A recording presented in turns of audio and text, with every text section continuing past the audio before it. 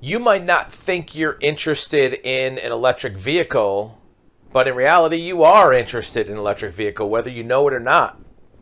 Electric vehicles are going to be a ubiquitous and large percentage of the marketplace in the next few years. And if you don't have an interest in one now and you're planning for the future of your transportation around internal combustion engine vehicles, you're going to be behind the curve. And whether you agree with the fact that we should be driving electric vehicles or not doesn't really matter. Everybody has their own opinions, could be political, could be social, could be lifestyle about electric vehicles. The difference between what you want to do and what's going to happen is probably going to be pretty stark. And we're going to prove that to you. Don't take our word for it. And also don't consider any one person's opinion about whether we should be driving electric vehicles or not. Because anybody can have a different opinion of whether we should be doing it. However,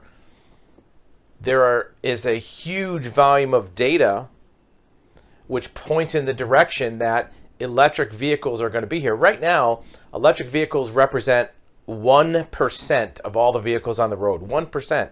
Very small amount. Even if electric vehicles are only 10% of the vehicles on the road in the next few years, that's a 10 times increase in the number of vehicles that are on the road, the percentage of vehicles on the road. And it's probably going to be more than that. Here's why. Let's look at some facts, not opinions, but facts. NADA, the National Automotive Dealer Association. Automotive dealer.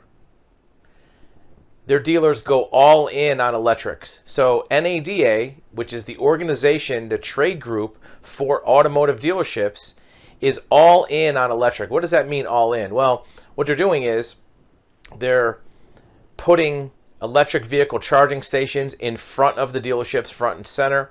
They're going to guide consumers on how to buy EVs. And they're making all of the new developments in dealerships have to do with electric vehicles. They're directing consumers to EV websites through promotions. They're airing all in for EV commercials. So their marketing and their public relations is all about electric vehicles. What about development of electric vehicles? Well, one of the things that's holding back the large scale production of electric vehicles is batteries. Look, the bodies and the sheet metal and the interiors and the glass, that's all technology and materials that are currently being produced. Yeah, they might have to change the shape or retool for different production, but vehicles already have those. What's different about electric vehicles is the battery. There are 13 battery gigafactories coming to the U.S. by 2025. That might seem like a long ways away. That's only about 3 years away. A new era in U.S. battery production. Look at the size of this plant. This is just one example. There's going to be 13 of these factories building batteries for electric vehicles within the next few years. That's going to have a huge impact on the availability and volume, ushering in a new area of battery production. Aside from Tesla and Panasonic, there's a few other companies that are developing these batteries. Ford, General Motors, in Ohio, Tennessee, Kentucky, Atlanta, North Carolina, Tennessee again for Volkswagen. Opening, some of these are opening 22, 23, 25. And it's going to be a massive wave of battery cell production. In addition to having the availability, keep this in mind, these companies aren't going to invest billions of dollars in plants like this unless they knew that the future was going to be electric vehicles. So ride on the coattails of this, and we'll talk about what you can do as a consumer to benefit and prepare yourself for electric vehicles, even if right now you don't have an interest in electric vehicles. If you don't have an interest in it, that's fine, but you should prepare for the business environment and vehicle environment that is going to change to electric vehicles regardless of what you prefer. What's happening in the market? Well, this is again from Auto Remarketing, an industry internal trade publication. prices on used hybrids and EVs jump more than 40%. When have you heard used cars going up in value? Up in value. Average gas prices is leading to the cost of used vehicles becoming inflated. Year-over-year increase, overall prices were still considerably more expensive. Analysis from IC Cars. Significant increase in demand for used hybrid and electric vehicles. Significant increase. Prices increased 46.9%. Unheard of. Last thing we'll look at, then we'll talk about what your strategy could be. Is buying a used electric vehicle a good idea?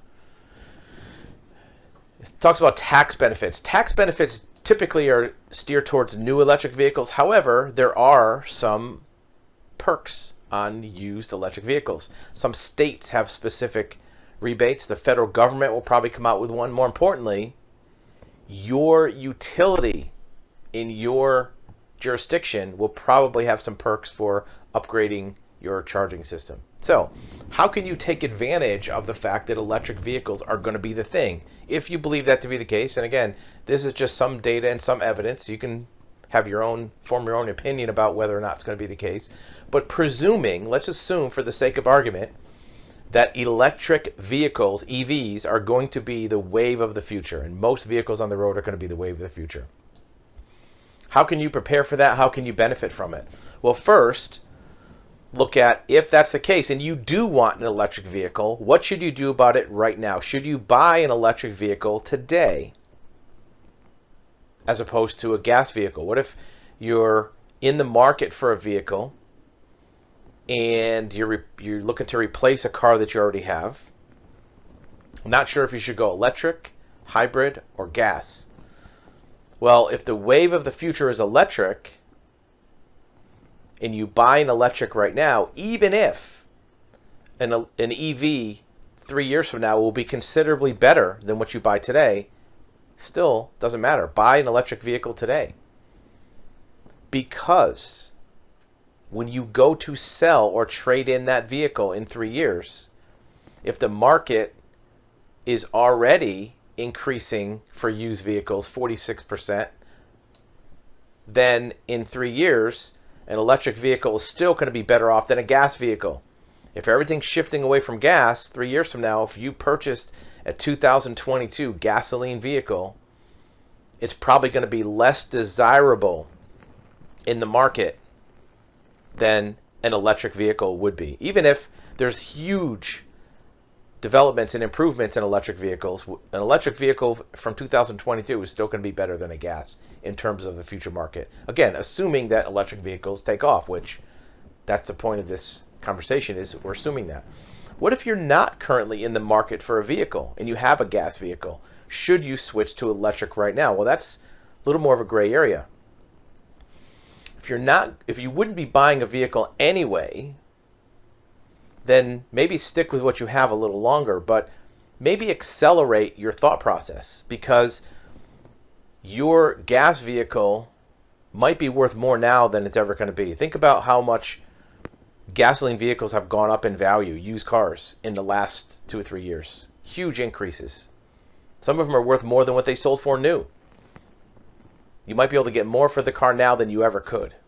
In addition, those rebates and tax incentives and factory incentives for gas vehicles right now might be higher than they will be in the future. If right now the demand for electric vehicles is still at the 1% range, there'll be more incentives to try to get people to adopt that technology today. 3 years from now, 2 years from now, maybe the incentives won't be as high because more people are naturally buying these vehicles anyway without incentives. So maybe if you weren't thinking about buying a replacement vehicle for 2 or 3 years, or maybe a year and a half, maybe you move that up a little bit if you're going to buy one anyways. What if you are of the opinion that you don't want an electric vehicle?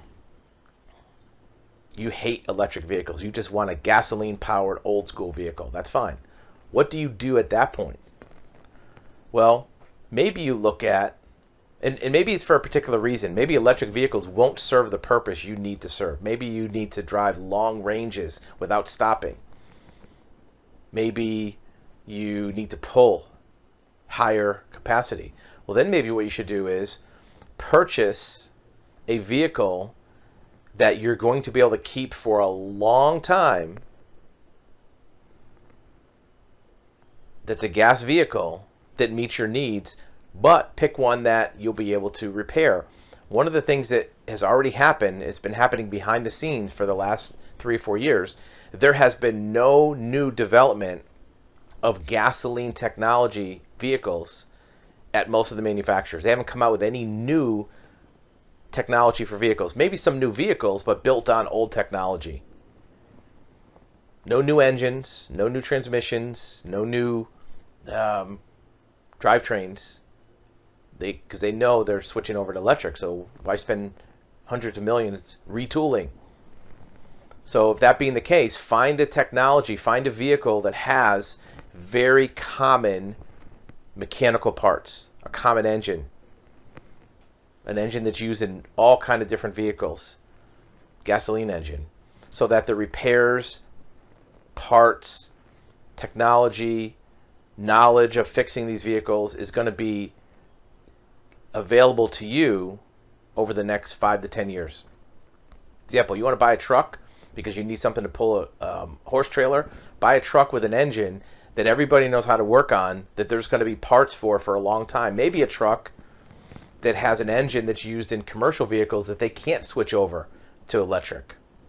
Find something that parts will be available, because, you know, I have to tell you, 5, 10 years from now, there may be difficulty getting parts for some of these gasoline vehicles. In fact, some parts for gasoline vehicles that were low MPG, high emissions vehicles are no longer available. Some of them are outlawed.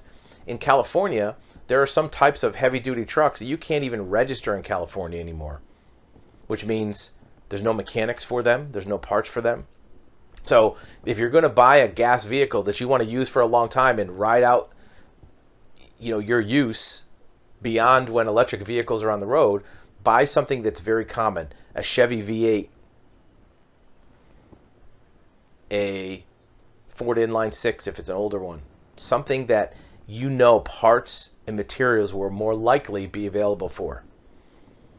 If it's something that's going to be discontinued, make sure that the underlying technology is available to you. Maybe consider it like a classic car. Maybe buy something that you look at and own the same way that somebody who has a 1969 GTO does, like an old car that you just use for particular purposes. Either way, look at these facts and data. Building factories, prices going up, dealerships going all in for EVs. Look at these facts and data and plan for a future with electric vehicles. Maybe it's, if you're going to do electrical work on your house anyways, put in a new breaker box, put in a new circuit, maybe make part of that to add a charging station for your garage, even if you don't have an electric vehicle. If you already have an electrician coming to your house to do work, why not add another branch circuit? If you're doing a remodel of your house, why not leave space for a charger? Because you might need it in the future anyways. If you're looking at buying a house or building a house, have that be a consideration. If you're a business owner, look at opportunities for adding charging to your business if you know that this is going to be something ubiquitous in future years. If you have a lifestyle that involves constantly stopping to fill up your gas tank, figure out how to maybe alter that, because look, the range is going to take care of itself. Here's the dirty secret about electric vehicles. Your gas vehicle that has a 18-gallon tank that gets 30 miles per gallon probably can go 400 or 500 miles without filling up the tank. Within the next couple years, electric vehicles will be getting close to that, 350, 400. The range is not going to be the problem. The problem is going to be finding a charging station, and more importantly, how much time it takes to charge. If you have a gas vehicle, you drove 400 miles, you need to fill up your tank, you stop at a gas station, it takes you 4 minutes to fill up your tank and you're on your way. That's a big difference between pulling into an electric vehicle charging station. Maybe you drove the same miles. Maybe your car had a range of 400 miles. You drive 400 miles, now you need to charge up your car. You pull into a stop to charge your vehicle. It's not 4 minutes. It's 15 minutes. It's maybe 20 minutes. Maybe it's a half an hour. Big difference between stopping for 4 minutes at a convenience store, getting a bag of Doritos and a Coke, filling up your car and running out. Big difference between that and having to stop for 20 minutes or 30 minutes. There's a lot of factors around that. We'll talk more about that in other videos. One of the factors is going to be the time. Is it going to, kill your day? Other factor is personal security. When you pull into a gas station, who wants to sit at a gas station for 30 minutes where you can't move? You want to make sure your personal security is taken care of. You're looking around, you're making sure you're in a safe place. Maybe looking at your routes that you take for business or work or pleasure to keep in mind where the electrical chargers are going to be. A future life based on having electric vehicles versus gas vehicles is a good thing to start thinking about now, planning for your business, planning for your career, planning for your life. Because if you have started to plan it for a couple years, you'll be well ahead of the game of people who just suddenly realize they don't have their gas vehicle anymore.